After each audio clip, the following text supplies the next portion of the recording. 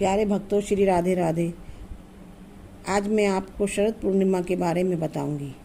शरद पूर्णिमा अश्विनी मास के शुक्ल पक्ष की पूर्णिमा तिथि को मनाई जाती है, जो कि इस बार 9 अक्टूबर को है।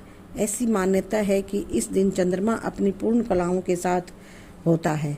पौराणिक कथाओं के अनुसार समुद्र मंथन के दौरान शरद पूर्णिमा के दिन माँ लक्ष्मी प्रकट हुई थी। ऐसा माना जाता है कि इस दिन माँ लक्ष्मी धरती पर आती हैं और अपने भक्तों पर कृपा बरसाती हैं।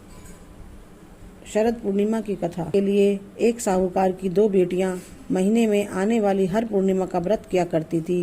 इन दोनों बेटियों में बड़ी बेटी पूर्णिमा का व्रत पूरे विधि विधान से किया करती थी, जबकि छोटी बेटी व्रत तो करती थी लेकिन नियमों से उस तरह से पालन नहीं करती थी।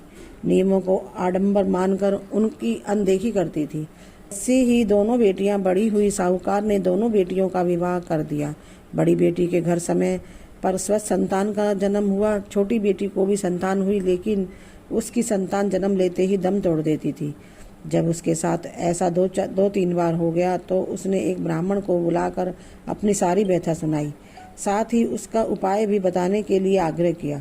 उसकी सारी बात सुनकर और कुछ प्रश्न पूछने के बाद ब्राह्मण ने उससे कहा कि तुम पूर्णिमा का अधूरा व्रत करती हो, इस कारण तुम्हें व्रत का दोष लगता है। ब्राह्मण की बात सुनकर छोटी बेटी ने पूर्णिमा व्रत पूरे विधि विधान से करने का निर्णय लिया, लेकिन पूर्णिमा आने से पहले ही उसने एक बेटे को जन्म दिया। जन्म लेते ही बेटे को मृत्यु हो गई। इस पर उसने अपने बेटे के शव को पीढ़े पर रख दिया और ऊपर से कपड़ा ढक दिया और कि किसी को पता न चले। फिर उसने अपनी बड़ी बहन को बुलाया और बैठने के लिए वही पीढ़ा दे दिया।